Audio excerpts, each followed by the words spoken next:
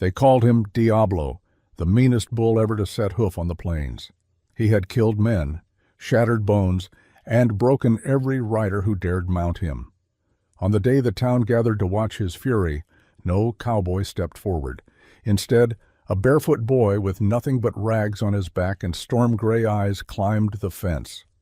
The crowd jeered, the sheriff cursed, and mothers turned away, certain they were about to watch a child die. What happened next would defy fear, silence the town, and start a legend. The dust of the open plains swirled in the hot afternoon air, shimmering under the relentless sun like smoke rising from the earth itself. Every ranch hand from miles around had gathered at the corral on the edge of Cedar Bluff, their hats tipped low, their spurs jingling with each step as they pressed against the wooden rails. They weren't here for cattle branding, nor for a rodeo announced in advance. They were here because word had spread fast and far about one beast, a creature so mean and unbroken that even the most seasoned riders refused to climb into the saddle when his horns flashed. They called him Diablo. Diablo wasn't just a bull, he was legend on four hooves, the kind of animal that could turn a grown man into dust and splinters in seconds. Black as midnight, with a white blaze slashed down his snout like the mark of some vengeful god, he towered over the other stock. His shoulders rippled with muscle, his eyes burned red with fury, and his breath steamed in the heat, as if the fires of hell were alive inside him. The ranchers swore he was born mean, delivered under a blood moon to a dying cow, orphaned and raised wild until men tried to pen him. From that day on, Diablo had killed 2 wranglers outright, shattered a bronc buster's ribs, and put another man in the ground when he gored him clean through. Folks whispered his hide was cursed, his spirit untamable. And yet, here they all were lining the corral to see if anyone could try. Bets had been placed, whiskey jugs passed around, and every eye squinted into the dusty pen where the bull pawed the ground, daring anyone to test their fate. The sheriff leaned against a post, chewing on a straw. "Ain't no man alive gonna ride that devil," he muttered, to no one in particular. Beside him, old Clem Rollins, a cowboy whose spine was bent from years of rough riding, spat tobacco into the dirt. "Ain't no man dumb enough to try neither. Diablo's been breaking men longer than I've been sober." The crowd chuckled low, but their nerves betrayed them. Nobody laughed too hard when Diablo swung his massive horns toward the rail, slamming them into the wood with a crack that splintered it clean through. Dust rose, men cursed, and a few backed away despite themselves. The bull snorted, satisfied with their fear. That was when a sound cut through the tension, not the low drawl of a man wagering too much whiskey money, nor the bark of a ranch hand hollering orders. It was smaller, thinner, but clear. "I'll do it." Heads turned. At first no one saw him, for the voice came from below, near the crowd's knees. A boy, maybe 12 years old, no taller than the rail, stood barefoot in the dust. His hair was sun-bleached, his clothes hand-me-down rags too big for his wiry frame. He didn't have the broad shoulders of a ranch hand, nor the calloused hands of a rider. But his eyes, steady, gray like storm clouds, fixed on the bull with a calmness that unsettled the crowd more than Diablo's rage. The sheriff barked a laugh. "You? Boy, you'd get ground into paste before your boots hit the dirt." But the boy didn't flinch.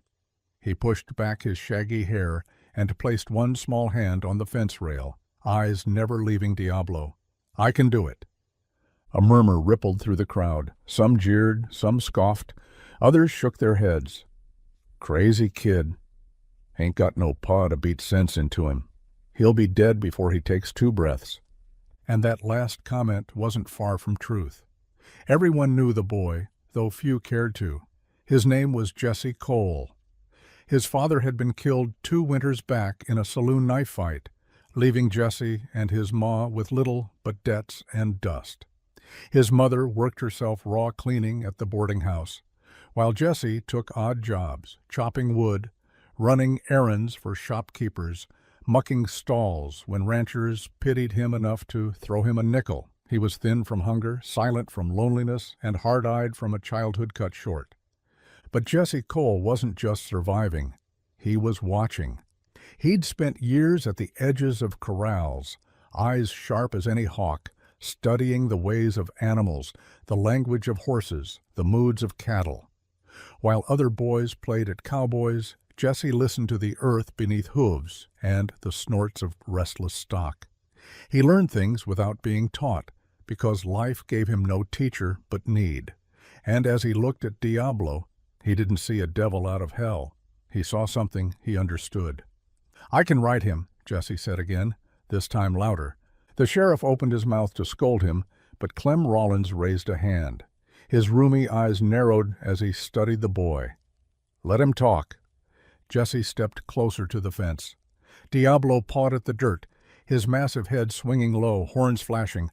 The crowd held their breath. "I don't need rope or spur," Jesse said softly, almost to himself. "Just a chance." A rancher snorted. "Listen here, boy, that bull'll toss you sky high and stomp you flat. You ain't but half his horn span. You'd last less'n a second." But old Clem leaned on the rail, his cracked lips twitching into the ghost of a smile. "Reckon the boy's got more sand than half the men here. Diablo don't need ridin', he needs knowin'.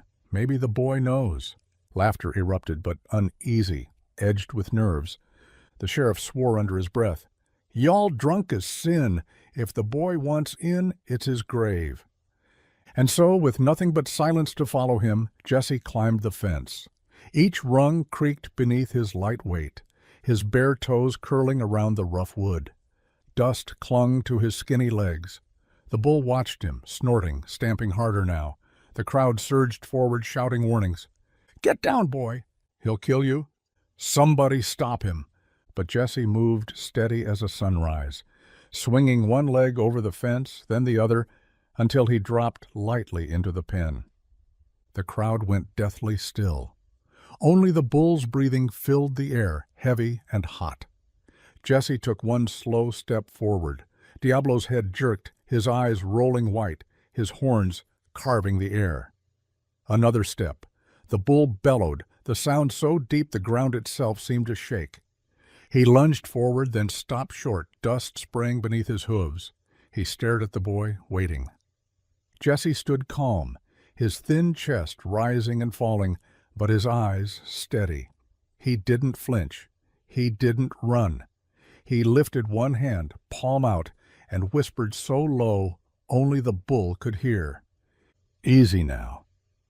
The corral was silent, men gripping rails, women pressing hands to their mouths, waiting for blood. But the bull did not charge. He lowered his massive head, pawing the earth again, his snorts loud but uncertain. Jesse took another step, and another, until he stood within arm's reach of the meanest bull on the plains. Jesse felt the breath of the bull wash across his knuckles like the heat from a blacksmith's forge, a furnace smell of grass and iron, and raw thunder pent up inside a living hide. Diablo's nostrils flared. A string of foam gathered at the corner of his mouth. He flicked one ear toward the crowd, then back toward the boy, the big head rocking as if weighing a choice older than fences or men. Jesse kept his hand steady, palm open, fingers loose. He did not try to touch. He offered quiet the way a thirsty man offers water, without snatching, without need. The sun burned. The dust hung. Somewhere a meadowlark whistled a three-note question and did not get an answer. "Easy," Jesse whispered again, and it seemed to fall into the bull's ears like rain after a dry spell. Diablo shifted his weight. The clotted dirt under his front hooves cracked. He lowered that awful head another inch, not in surrender, but in consideration. And the crowd let out a breath so long and thin it might have been a thread pulled straight from the afternoon. Jesse tipped his chin the tiniest bit, the way he'd seen wild yearlings test a fence with their eyes before were testing it with their shoulders, and when Diablo did not explode, he stepped sideways, slow as a clock, to show he was not afraid to be near or clever enough to get away. The bull followed the movement with that fire-bright eye. Jesse's fingers trembled at last. He hid the tremble by curling them and pressing his thumb into his own palm until a crescent of pain steadied his breath. From the rails, old Clem muttered, "Well, I'll be switched," as if cussing plain would scare off something rare. The sheriff said nothing at all, but the straw he chewed broke clean between his teeth. Jesse shifted again, circling, giving the bull an angle that said, "I see you, and I'll leave you a place to go." Animals liked a door left open. Men did too, if they were honest. Diablo's ear twitched. His tail flicked, then settled. The steam of his breath thinned. The muscles along his ribs loosened like heavy rope eased off a post. Jesse let his arm fall to his side and raised his other hand, the one with a scar running from wrist to thumb where a piglet's tusk had nicked him last spring. He lifted it to the gap between Diablo's eyes, not touching, never touching. And when the bull didn't blast him to the sky, he laid 2 fingers on the blaze of white, light as thistledown. The heat in that hide felt like a forge banked for night. Not gone, never gone, only waiting. Jesse's throat clicked. He swallowed. He shifted his weight, bent his knees, and with a motion so small the crowd didn't see it start, he slid those fingers up to the base of Diablo's horn and rubbed the skin there in a slow circle. The bull's eyelids pinched. His jaw worked once, twice, and a sigh heaved out of him as if he'd been carrying the sky on his back and found it a shade lighter. "Jesse!" someone hissed. His mother's voice, thin with fear and home-scrubbed worry.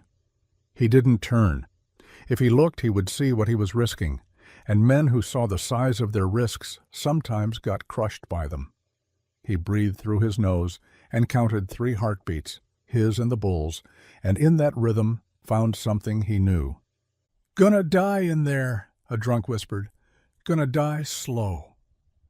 "Mark my words," Clem said, not loud, not soft. "That boy's been talking to animals since before he was tall enough to talk to men." Jesse slid his hand along Diablo's skull, feeling the hide's roughness, the burrs caught and broken off, the nicks from rails and rocks, the small ridge of a scar no one else would notice. He moved until his palm rested behind the bull's ear, and the bull's eye couldn't see him without turning his whole head. A trusting place, if any place could be trusted, between a boy and a monster, branded with men's fear. He scratched there. Diablo shuddered, not from anger, but because the itch had been there for days and no cedar post was thin enough to reach it. Jesse took one step, then another, till he stood at the bull's shoulder. He felt the world tilt. The smell of summer grass came up like a memory out of winter. He put his left hand on the shoulder and his right on the ridge of the spine where the hide slid over muscle like leather over a hammer. Diablo snorted. The sound banged Jesse's ribs like a drum. He set his jaw.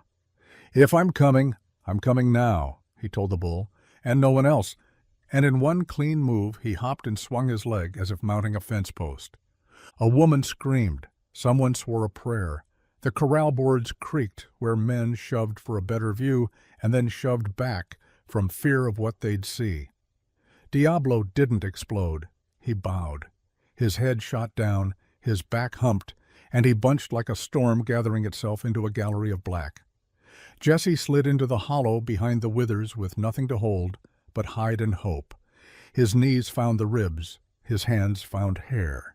He made himself small and soft, not a saddle, not a burr, not a thing to throw, just a weight like the weight of air. The first jump cracked the sky. The second jump ripped the ground from under it. Diablo's body turned into a map of violence, straight lines that broke into circles, circles that broke into knives. He sunfished so hard the man who invented the word would have asked for his letter back. He swapped ends, planted his front hooves as if to spear the earth, and kicked the sun with his hind feet. Jesse's teeth cut his lip. He tasted copper.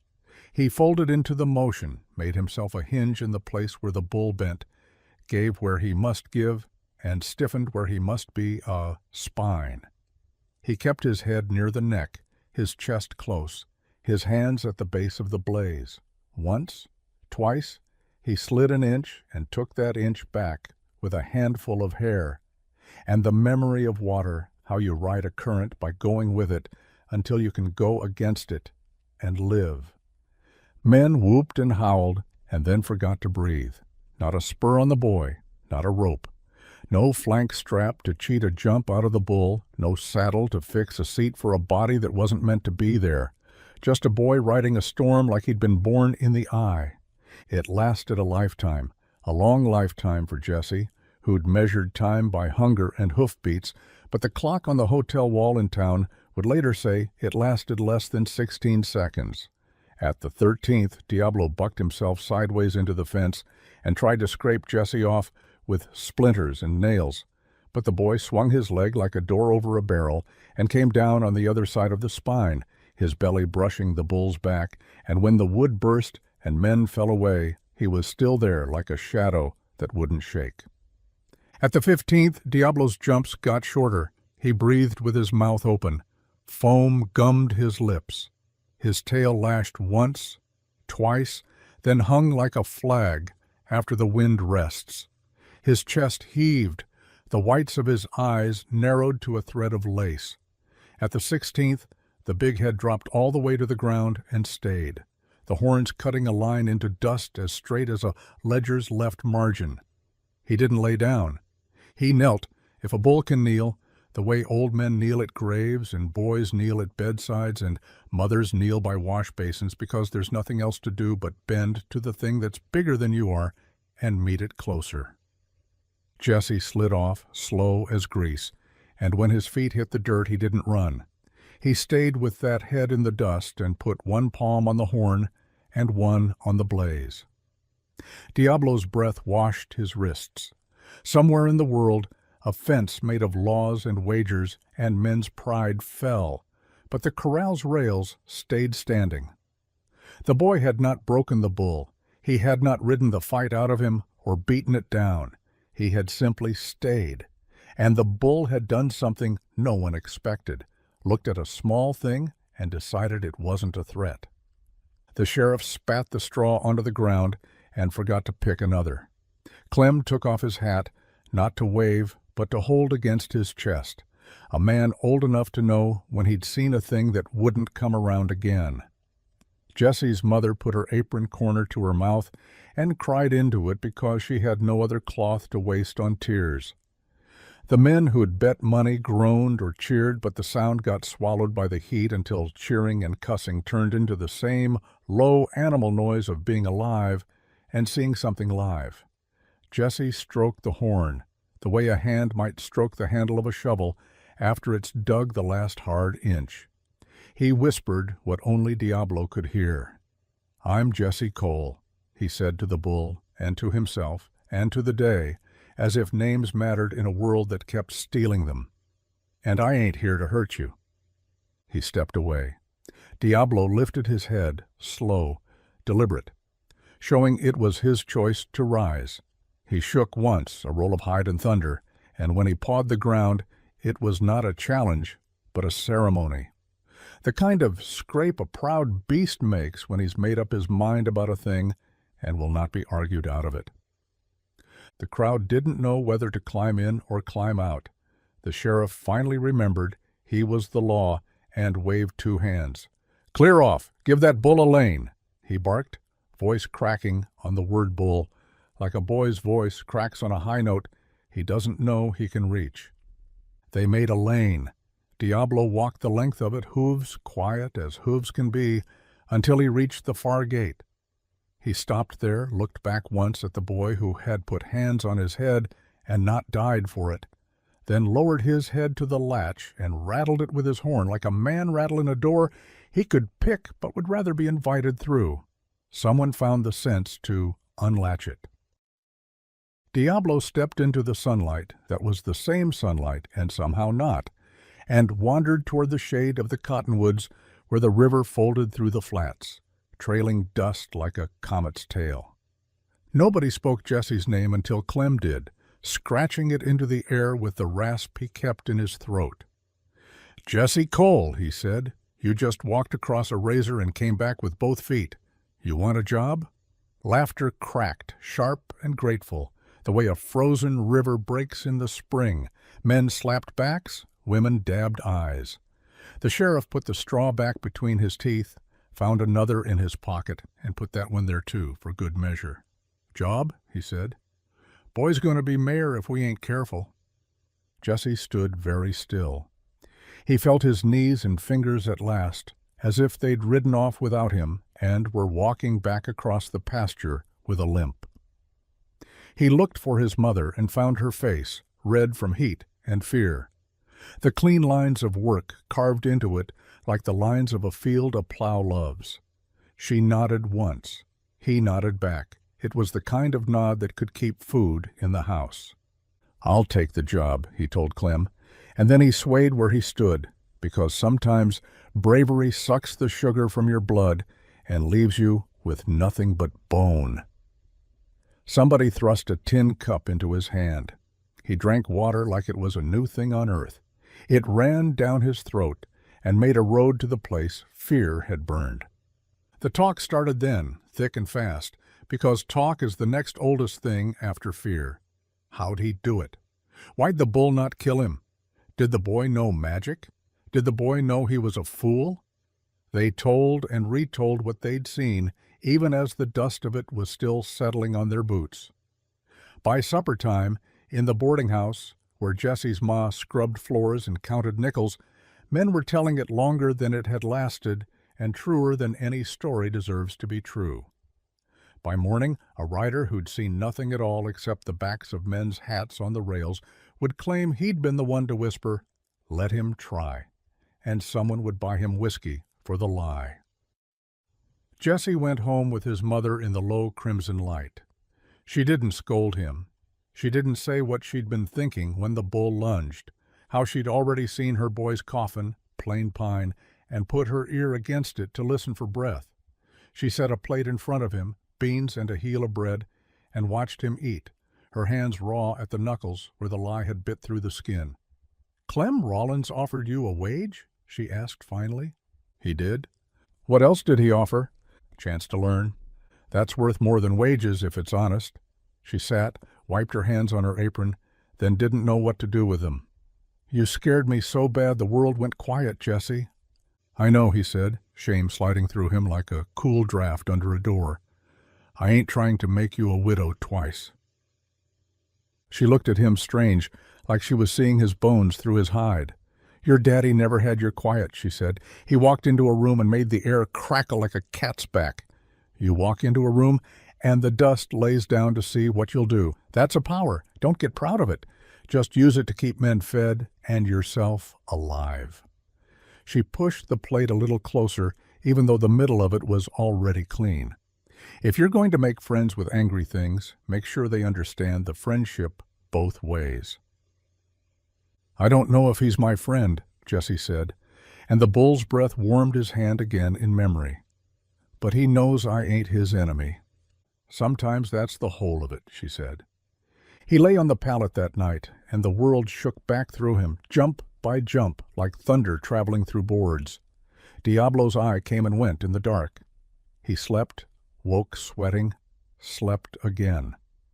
In the earliest blue, when the dog across the road barked once at nothing worth barking at, he slid outside and looked toward the cottonwoods. A mist had lifted from the river and hung there, new and old all at once.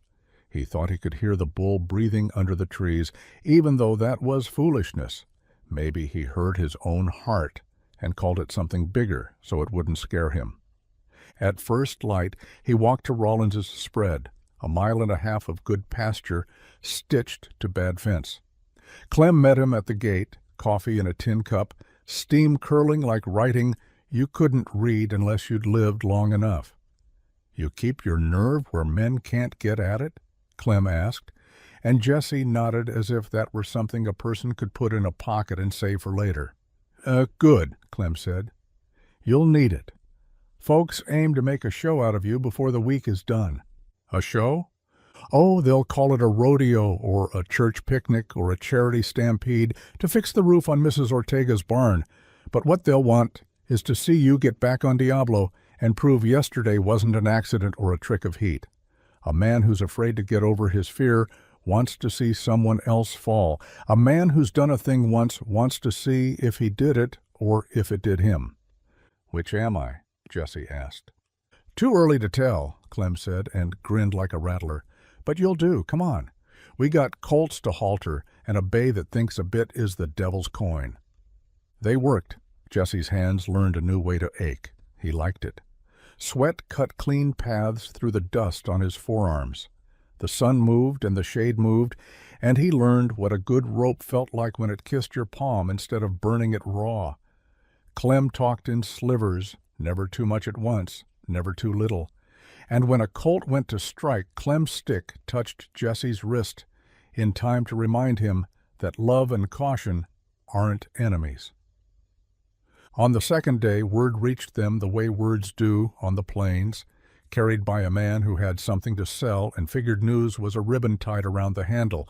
"They're fixin' a contest," he said, "2 towns over. Fairgrounds. Purse big enough to make a man take foolishness from the shelf and put it on." He glanced at Jesse like a buyer glances at a horse's teeth. "They want the boy and the bull." Jesse's chest puckered. "We ain't no circus." "Maybe not," the man said, "but money's money, and folks say Diablo ain't broke. Folks say he ain't been ridden proper because no hand touched him with leather. Folks say the boy cheated by not cheatin'. Folks say what they need to say to make their day easy." Clem looked at Jesse the way a fence looks at a steer, measuring what pressure it will take. "We ain't hauling Diablo," he said. "Nobody's yanking a river up by the roots and setting it down in a trough. But if he comes to the line on his own, I won't tell him he can't cross." He sipped his coffee even though there was none left. "If the boy wants to go, he can go. If he don't, that's that." He turned back to the gelding he'd been rubbing down. The matter was settled in the way proper matters are settled on a ranch, by the work that comes before and after them. Jesse went that evening to the cottonwoods. The river talked in its sleep. Something big moved in the dark and stopped moving when Jesse did. He stood there a long time, pretending he could see the shape in the black. He made his breath slow to keep it from running off without him. "If you want me to ride you again, you show yourself," he said, half to the bull, half to the thing in himself that had already climbed the fence once and might need shaming into doing it twice. The dark listened and said nothing back that a man could write down. When the moon shook itself loose of a cloud, a great head rose between 2 trunks, white blaze faint as water. Diablo blew, a soft sound compared to his day voice. Jesse stepped forward till his boots sank in the soft ground near the bank. "You're mean because men made you prove it," he said, because he had to say something. Diablo pawed once, not hard. He took 3 steps and stopped near Jesse, close enough that breath feathered the boy's shirt. Jesse lifted his hand. The bull lowered his head. Touch again, not much. A ceremony and not a claim. "There's a fair," Jesse said, "because lies aren't a kindness to beasts any more than to men. They want a show. I won't put you in a box. If you come, you come." The bull blinked slow. Then he turned and waded into the river until the water climbed his knees and the current combed his tail. He drank the cold until his sides rose like bellows. He came out without shaking, letting the water leave him the way morning leaves a field. Jesse stayed where he was until the night had finished being night. Then he went home, and his mother listened and said nothing, and tied her hair back tighter than it was, and set her jaw as if the bone of it could hold the roof on in a wind. "Men always want a boy to prove he's still a boy," she said when she found a word that fit. "And then they want him to prove he's a man. Be careful whose questions you answer." "I'll be careful," he said, which is something boys say when they are determined to be both brave and foolish in equal handfuls. 2 days later they rode to the fairgrounds. Jesse and Clem and 3 hands from Rollins's place, and behind them, not in a wagon, not in a pen, but in his own time and measure, came Diablo, walking the road like a governor who didn't care if the crowd liked him. Folks peeled back from the ditches like wheat parting before wind. Children who had never seen a bull that size swallowed their shouts and took their parents' hands hard. No one tried to rope him. No one tried to test him with a stick. The space around him belonged to him because everything else on earth borrowed it. At the fairgrounds, a man with wick-thin mustaches and a vest cut from a tablecloth climbed onto a crate and made a speech about the greatest spectacle west of the Pecos and the courage of men and the generosity of the purse. 8 seconds, he shouted, as if he had invented the number. 8 seconds to prove your mettle. 8 seconds to make your name. Clem coughed into his hand so no one could see him laugh. You don't time a prayer, he told Jesse under his breath. You don't time a storm. You let it pass through you, and you thank whatever roof you're under that it didn't take the rafters. They tried to get Diablo through a chute. Diablo looked at the chute the way a mountain looks at a tunnel. The boards groaned before he touched them. The men who were supposed to close the gate had their hands on the slats, and then their hands were not on the slats anymore because their hands had remembered wives and children and soup on stoves. Open the pen, Jesse said. Let him in the wide. Can't keep a clock on a wide pen, the mustache man protested. Then throw away your clock, Clem said, and the crowd cheered because sometimes fairness and laziness wear the same hat, and folks are glad to see it. They opened the pen. The sun leaned into afternoon.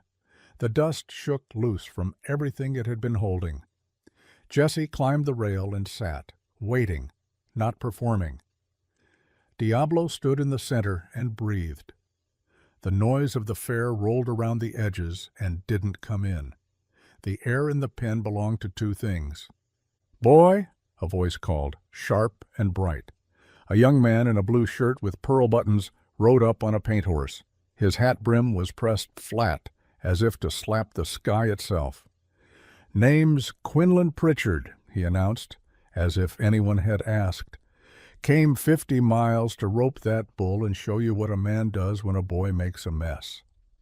A murmur ran through the crowd, a sound like the first wind on a prairie fire.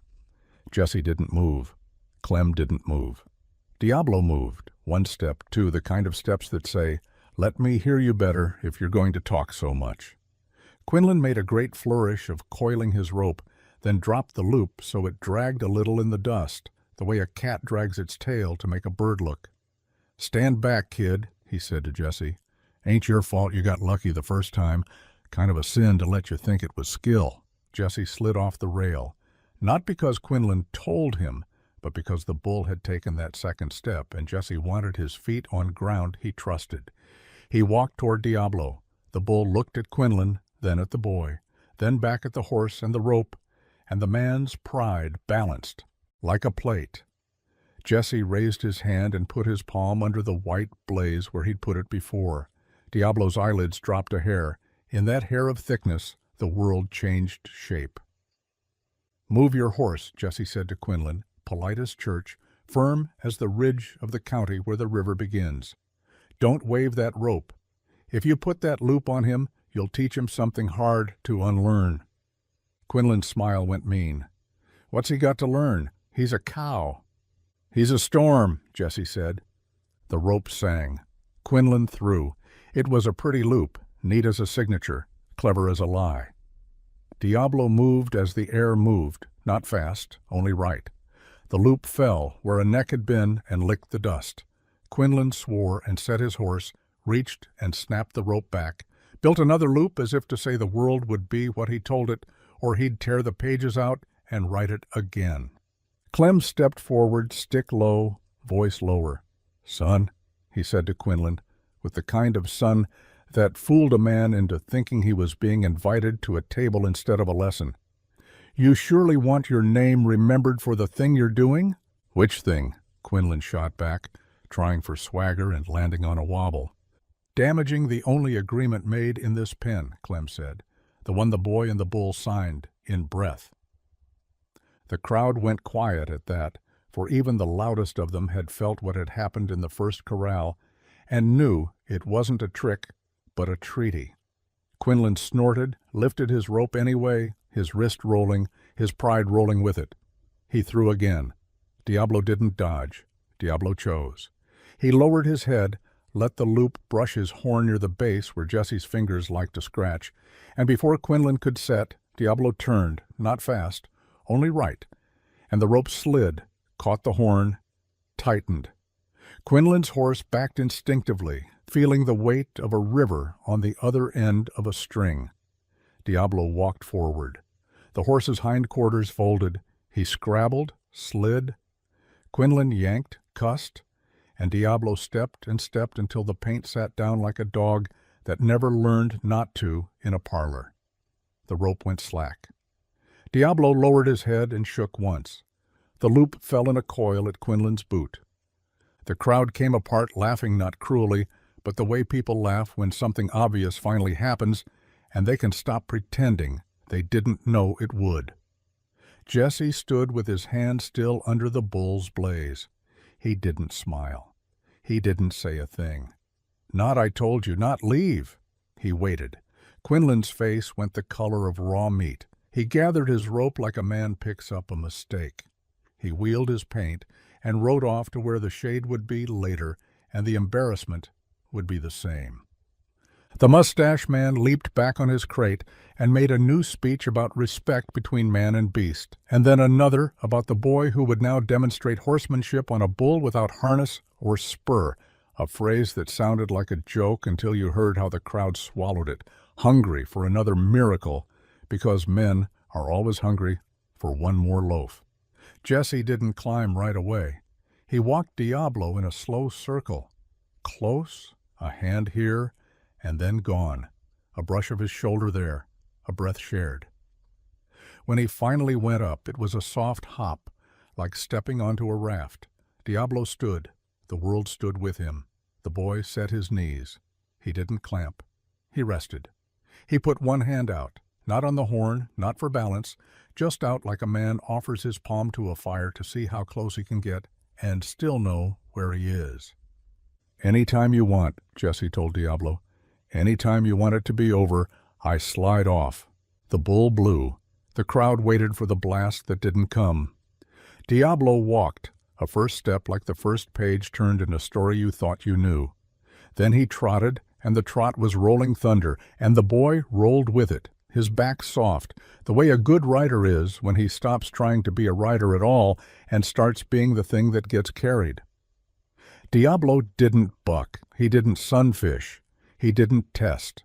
He set his feet in a rhythm that became the pen's rhythm, the crowd's rhythm, the fair's, the county's, until even the mustache man, whose heart beat only for applause, found himself clapping off time and not caring. They made a circle. Diablo broke into a canter the way a river breaks into white, where it meets a rock, smooth and sudden, and exactly what water does when it remembers it is fast. Jesse's hair whipped. His shirt ballooned, his hands stayed low. A woman with a baby pressed to her chest felt the baby quiet and sleep in that motion and never knew why. And years later, when the child needed soothing, she'd pat him in a rhythm she couldn't place and calm would come, because some things enter us once and don't leave. When Jesse slid off, it was because the bull had slowed to a walk, and then to a stop, and then to that stillness that says, "I've shown you enough." The boy landed, knees loose, back something between a bow and a plank, alive in the way a limb tingles when blood comes back into it after being slept on wrong. He put both hands on Diablo's cheek. The bull leaned a hair into it. Then Jesse stepped away and Diablo walked out of the gate that had been opened for him, not because he needed a man to let him, but because the kindness of an open gate is a thing even storms will sometimes use. A purse of money got pushed into Jesse's palm. He looked at it as if it were a snake that had decided, for now, not to bite. He handed half to his mother that night and tucked the other half under a loose board where he kept his father's pocket knife and a dried grasshopper he couldn't explain keeping. "Buy meat," he said. "Buy sugar if you want." She smiled, then looked at him like she knew how paper can turn a boy's head into a barn door open to whatever wind has business blowing. Over the next weeks, men came from farther and farther to watch what they couldn't name happen again. Jesse would meet Diablo at the cottonwoods in the morning, or Diablo would meet Jesse, and they'd walk together till the world forgot to be careful. Sometimes Jesse rode, sometimes he didn't. Sometimes Diablo stood with his chin in the river and watched trout argue with themselves under a stone, and Jesse sat under a limb and fixed a halter that had come loose. The town loosened too. A blacksmith stopped arguing with his wife because he saw what yielding looked like up close. A saloon decided fights were dull when the best show in the county was a boy being gentle with a thing that could end him. Folks said they were kinder because of the boy and the bull. Folks also said they were drinking less because the boy and the bull took up some of the room inside that liquor used to fill. Then came the storm, the kind you know is coming because the ants go crazy and the swallows fly low, and the far side of the sky goes the color of old iron. It hit at sundown, a slab of wind so thick the cottonwoods bowed like men in prayer. The first clap of thunder cracked the herd on Randall's place, and they poured south in a wave, dumb with fear, looking for an end to something that had no end. The men who should have been on that herd had taken their boots off because a man gets to thinking he can count on always having time to pull them on again. The cowboys ran barefoot across stickers and cussed a language that belonged to pain and begged God and the wind to hold up a hand. Jesse was at Rollins's barn pitching hay when he felt the earth start speaking in the heavy syllables of 1,000 hooves. Clem stepped out and listened like a man listens to a sermon he can't believe and must. "They're coming through the draw," he said. "If they hit the gully, they'll break legs and necks and maybe break a town. No fence will hold that much stupidity when the thunder's on it." "Where?" Jesse asked, already moving, already tightening the cinch on a mare who didn't like him and liked him enough. "The blind bend north of the old wash," Clem said. "God help anything standing there." Jesse looked south and then north because a man has to watch both ways sometimes. He didn't think. He rode. Not like a hero, not like a fool. Like a boy who knew a river when he heard one, even if it had hide instead of water. He cut across mesquite so fast it reached for his boots and didn't catch them. He ran the mare into the wash and felt the hollow under the sand give like a belly. He came out of it with his teeth in his mouth. He reached the blind bend and saw the herd coming, not as cows, but as one thing with 1,000 knees and 1,000 eyes that didn't see. He could do almost nothing from the front. You don't stop water by standing in it and saying, "Please." He wheeled the mare and tried anyway, because a person tries where he is. He waved his hat. The front rank split and rejoined, and didn't even notice he'd been the cause of it. The gully's mouth waited like a trapdoor. Then, out of the rain like a cliff pulled up by its own roots, came Diablo. He didn't hate the storm. He didn't love it. He was the only thing that did not belong to it, and the only thing it would make room for. He planted himself where the draw narrowed and dropped that great head and made a wall of horn and wickedness and will. The first cows struck the notion of him and peeled off. The second row couldn't see him, but felt the first row's fear, and peeled off too. The ones behind came on, pressed by thunder and their own stupid hearts, and Diablo met them with a sidestep and a shove, not hurting, not giving them leave to die either. Jesse slid off the mare and ran toward the bull, mud slapping his shins, rain cutting his face like wire. "Here!" he shouted, though the wind grabbed it. "Here!" Then there was no shouting because the herd had a sound, and the storm had a sound, and men have to put their mouths away when both those sounds are speaking. He reached Diablo's shoulder. Water slicked the bull's hide to a shine. Jesse put his hand there because he had no other idea that might work. Diablo pushed a cow with his horn, not gored, only nudged, hard enough to change her mind. Another river of muscle chose a different bed. The crush of bodies slid left and right around the two of them like a door opening both ways. One steer slipped and fell, and another ran across his ribs, and Jesse swallowed the sound of it, because the world doesn't stop for mercy even when men want it to. They held. They held long enough for the back third of the herd to find open ground and run their fear out like bad water in a pipe. They held until the rain changed its mind about what it wanted to be and fell straight instead of sideways. They held until Jesse's legs shook and Diablo's chest hammered and the ground under them had been pounded to pudding, and then, like the fair, like the first corral, it was over. The last cow bawled once, a sound between apology and insult, and trotted off toward grass she'd forgotten she liked. Diablo lifted his head. The draw was still. The lightning went somewhere else to look for something it could not find. Jesse put his forehead against Diablo's shoulder, and the bull tolerated it because a man has a right to lean when he's been a post. Clem came up, soaked to the skin and grinning like a skeleton that found it had one tooth left after all. "I'm not much for miracles," he said, "but if I ever decide to be, I'll order one in this size." The town didn't make speeches the next day. They made food. They brought pies washed clean of their lids by rain and biscuits that tasted like the flour had learned to be brave in a storm. They didn't say hero. They said thanks by setting plates where a boy and a bull could get at them if they had a taste for men's clumsy love. Diablo sniffed and chose the apples from the cores the children brought. Jesse ate until his hands stopped shaking. After that, the ranchers stopped arguing about whether to kill Diablo.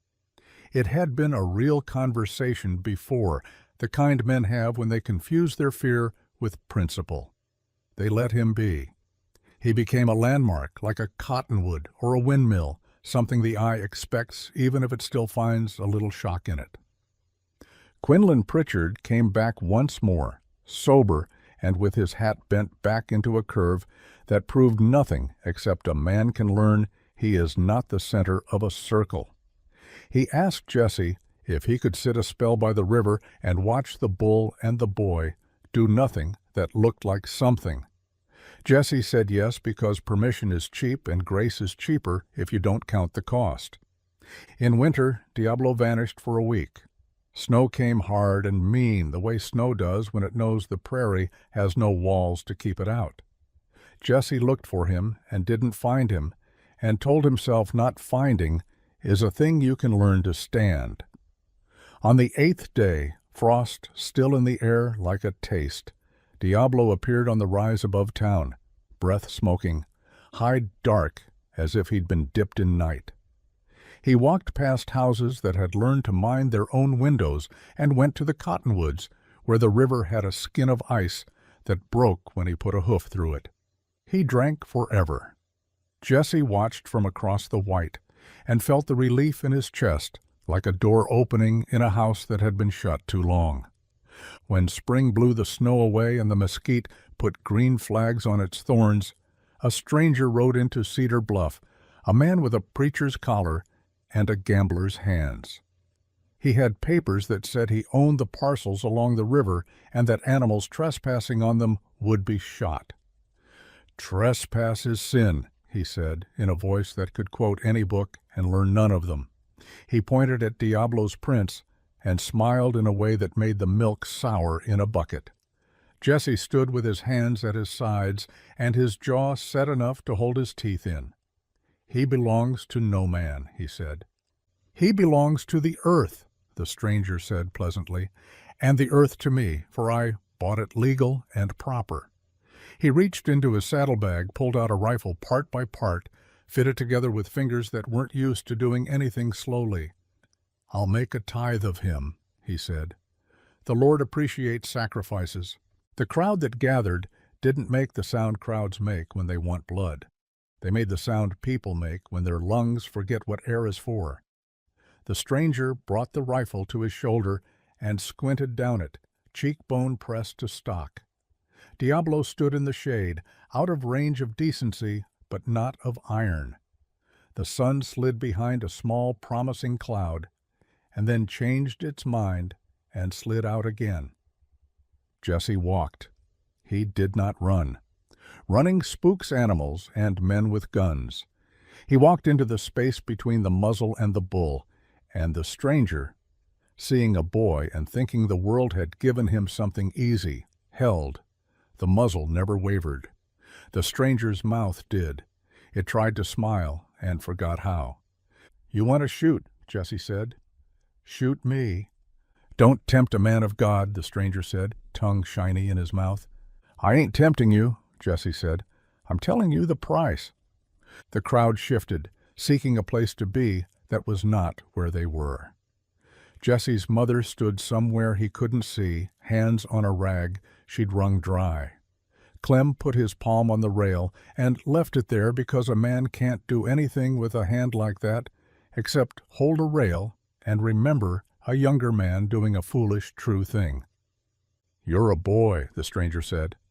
"Not for this," Jesse said. The stranger's finger curled. The world went small, like the inside of a seed. Then Quinlan Pritchard, who had learned something and did not know how to show it except with clumsy timing, stepped up behind the stranger and laid a rope gentle as a garter around his elbows. He did not yank. He merely gathered, as if harvesting wheat. The stranger jerked, then found his arms didn't belong to him. The rifle spat anyway, because a gun is a stupid thing all the way through. The bullet took a chip of bark off a cottonwood, and the tree decided this would be a story it could live without telling. The sheriff took the rifle because that's what sheriffs are for at least once in a life.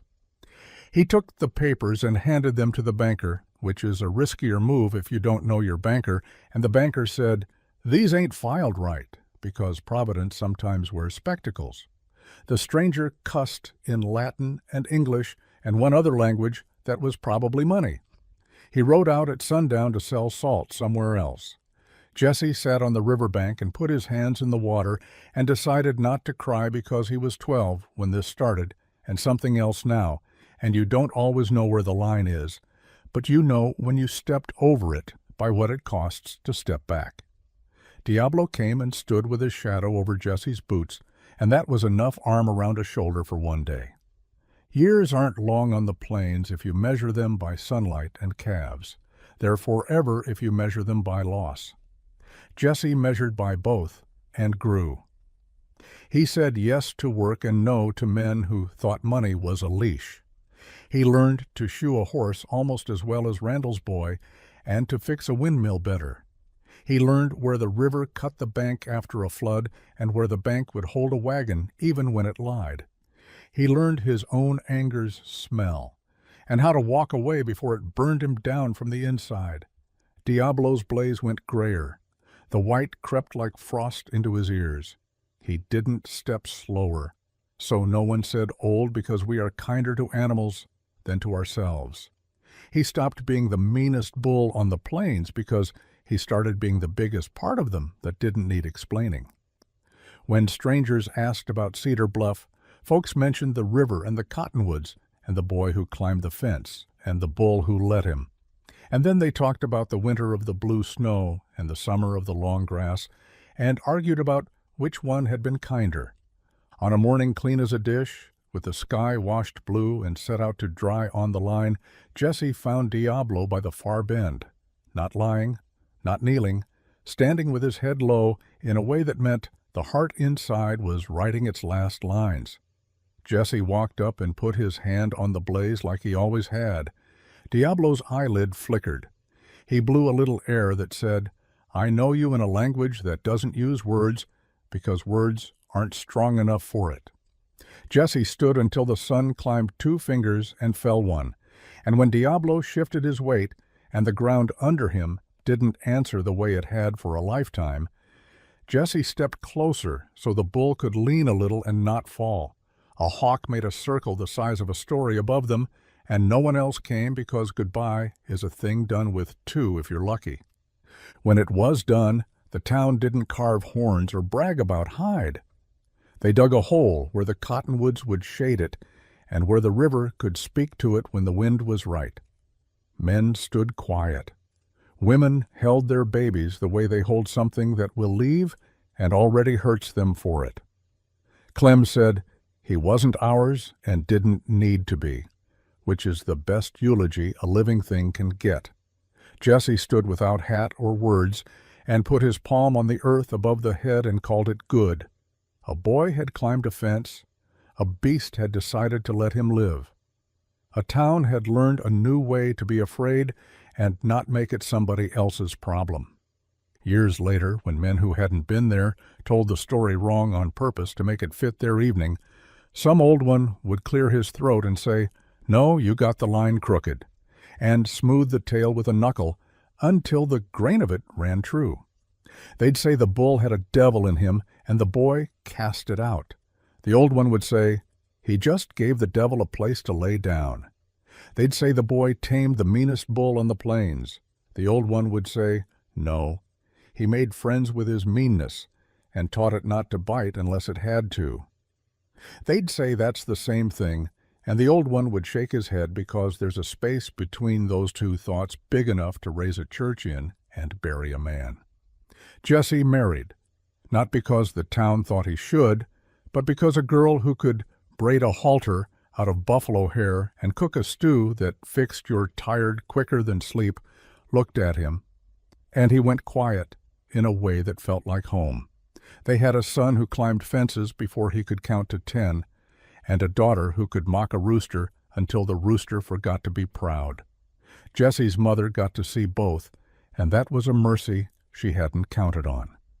When his boy asked him, years later, if the story was true, Jesse said, "Parts of it," which is the only honest way to talk about a thing that happened once in the world and won't again. On some evenings, when the cottonwoods leafed out fat and the river wore its green shirt, Jesse would take his chair down to the bend and sit where the earth had settled over that old head.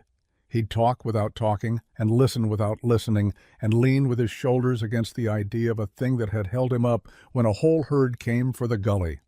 When folks asked what he was doing, he'd say, "Resting," and they'd nod as if they knew what to do with the kind of weariness that isn't in your legs. Men still tried to ride mean bulls because men do. Sometimes they won, and sometimes the bull reminded them that winning and surviving aren't the same. The sheriff grew old and kept 2 straws in his mouth out of habit. Clem died with his boots under his bed and the stick leaning against the door.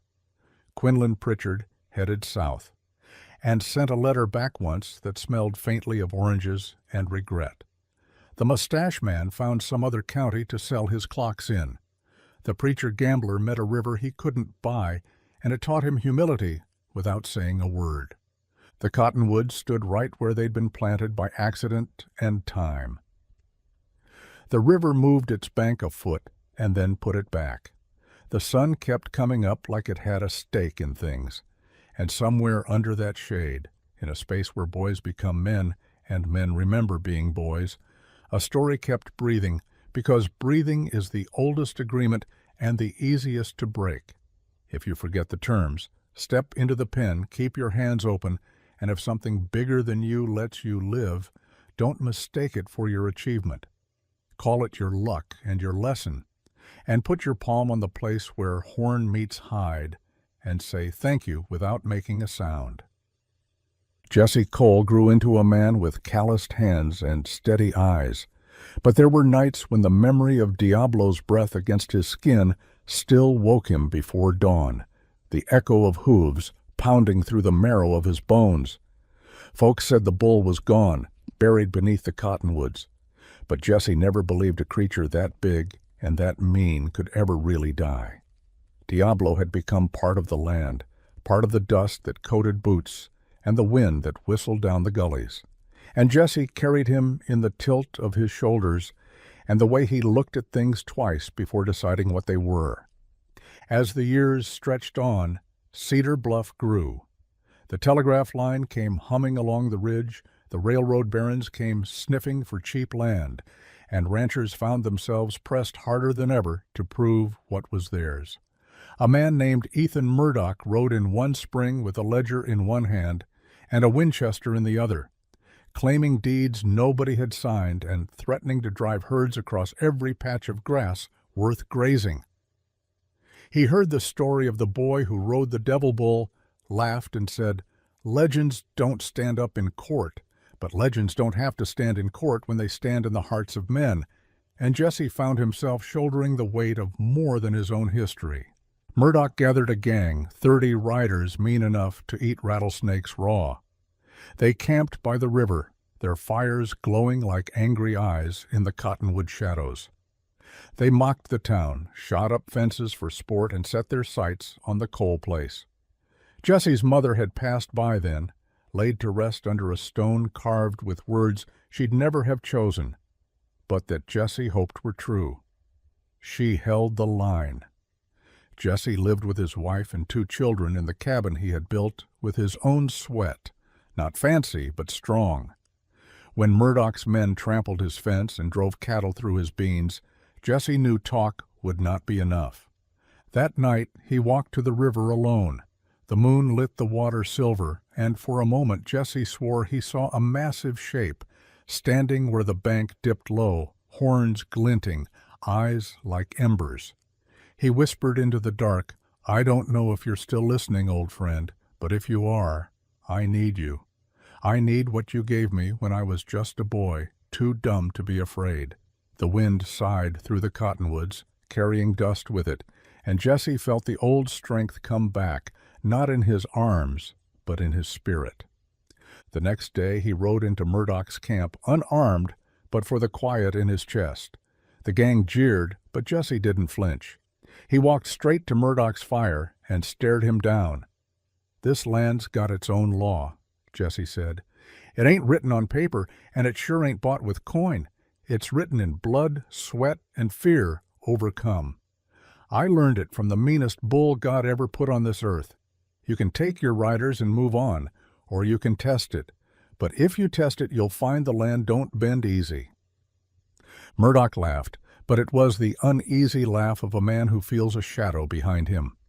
His men shifted in their saddles, eyes darting to the cottonwoods where the river bent. One swore he saw horns in the mist. Another swore he heard hooves. None of them wanted to be the first to find out if the legend still walked. By morning the camp was gone, leaving only dead coals and a trampled patch of grass. Jesse went home, kissed his children on their foreheads, and told his wife the storm had passed for now. She studied his face, knowing storms always come back, and said, "Then we'll face the next one the same way, together." Years rolled forward like wagon wheels, slow and creaking. Jesse's boy Sam grew restless, staring at the horizon the way Jesse once had. One afternoon, when the sun hung heavy and the town gathered for a summer fair, a new bull was brought into the pen. Big, wild-eyed, and scarred from battles out on the open range, he was said to be kin to Diablo himself, sired by some outlaw beast that carried the same blood. The crowd whispered, daring one another to climb the rail. Sam, just 15, threw his hat down and said, "I'll ride him." Jesse's heart clamped tight. He saw himself in that boy, the same stubborn jaw, the same fire. He wanted to shout, to forbid it. But he remembered his own climb over that fence so many years before, how no man could have stopped him, not even his father, if he'd still been alive. Instead, Jesse walked to the fence, locked eyes with his son, and gave a single nod. Sam dropped into the pen. The bull snorted, pawed, and charged, but Sam stood his ground, hand out, steady as stone. The crowd gasped as the animal slowed, confused by the boy's calm. Sam whispered, low and sure, the way his father once had. When he finally swung onto the bull's back, Jesse felt his knees go weak.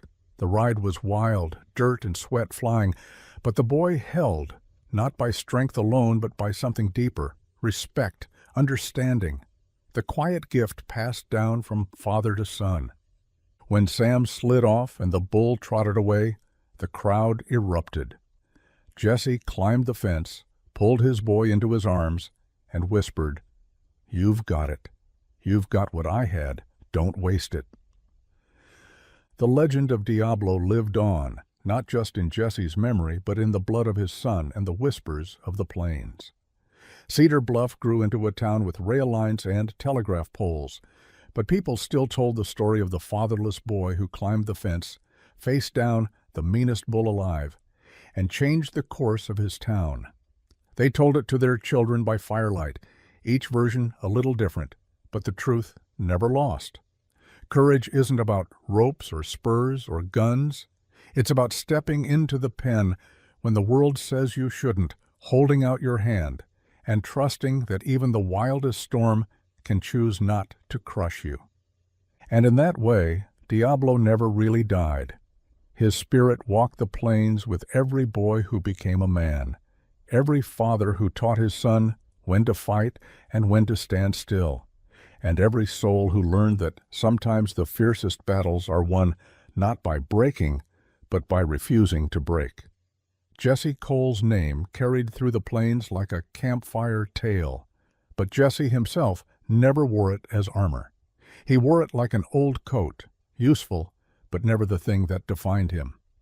The boy who had once climbed the fence grew into a man with shoulders like seasoned oak, and a gaze that could settle a skittish colt without a rope.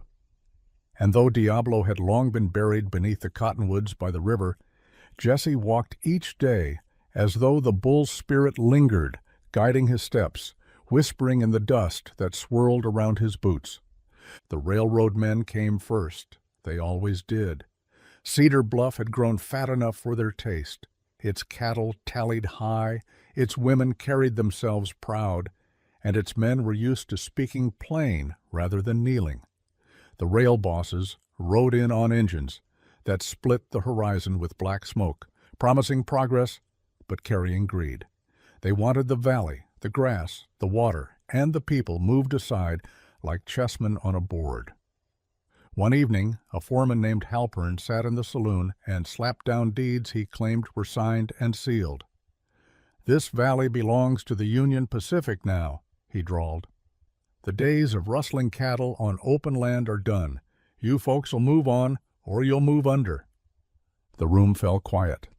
It was Jesse who stood, his hat tipped low, his eyes steady. He didn't bark or bluster. He never had to. "Paper don't own land," he said. "Blood does, sweat does, graves do. You can lay rails across grass, but you can't buy the roots." Halpern sneered. "And who are you to tell me what can't be bought?" Jesse didn't answer with words. He stepped out into the night, the townsfolk following like iron filings pulled by a magnet. Under the moon, he walked to the cottonwoods where Diablo lay. He set his hand on the earth above the grave. "This land has already been claimed," he said, and though the wind was the only voice that answered, every soul who heard it swore they felt the bulls rumble in their chests, like thunder underground. The railroad tried force next. They brought in hired guns, slick with oil and meaner than coyotes. For 3 nights, shots cracked over the valley, fences burned, and cattle were stampeded into ravines. Jesse rode with the ranchers, steady as a stone, guiding herds back by lantern light, patching rails with wire, and standing guard at the bridges where saboteurs lit fuses. Folks said he never slept, but only leaned on Diablo's memory the way a tired man leans on a wall.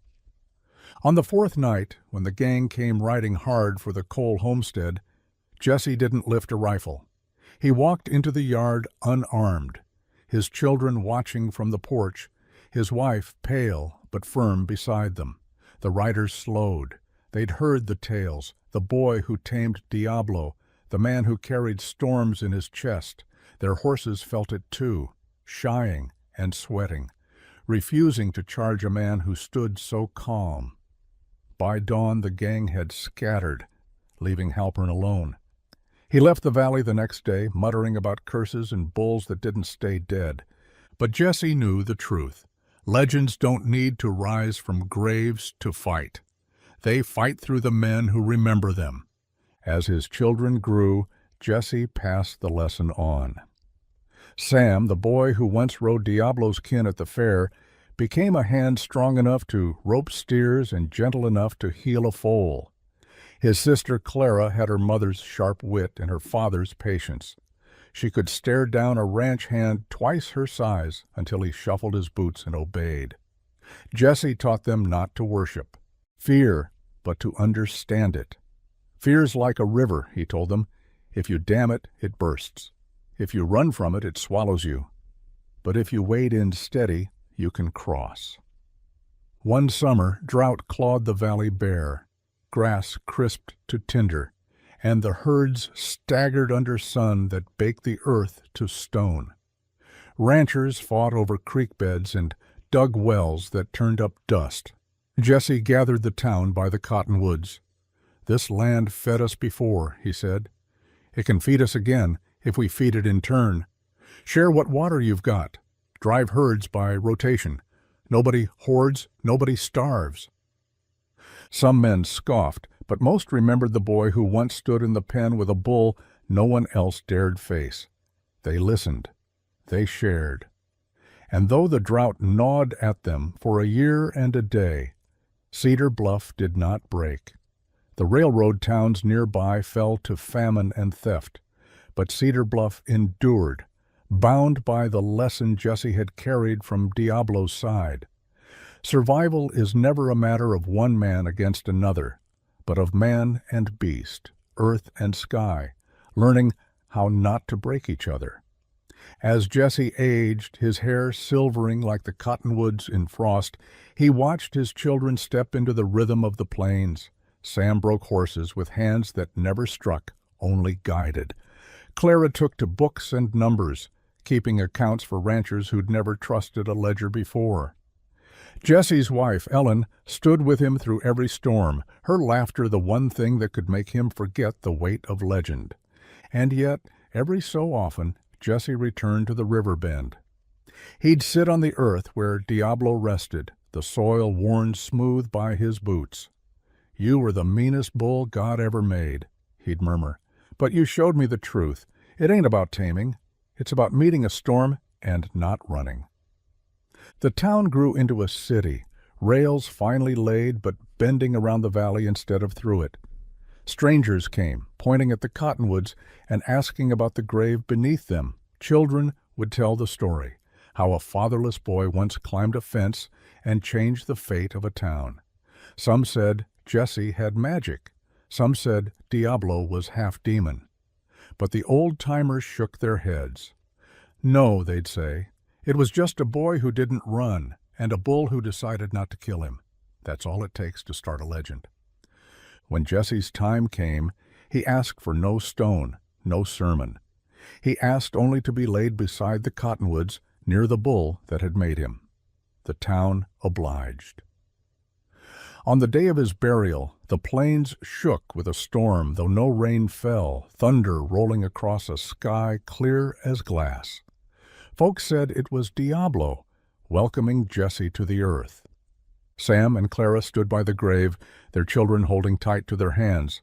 Sam whispered, "He taught us how to face fear." Clara added, "and how to stand still when the world wanted us to run."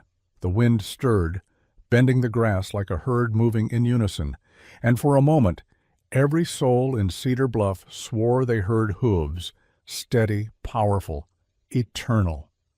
And so the legend of Jesse Cole and Diablo lived on, not in marble, not in books, but in the breath of the plains. It lived in every boy who climbed a fence, every girl who held her ground, every family that chose courage over despair. The meanest bull on the plains could not be tamed, but he had given a fatherless boy the strength to tame himself. And in that gift, the legend would never die.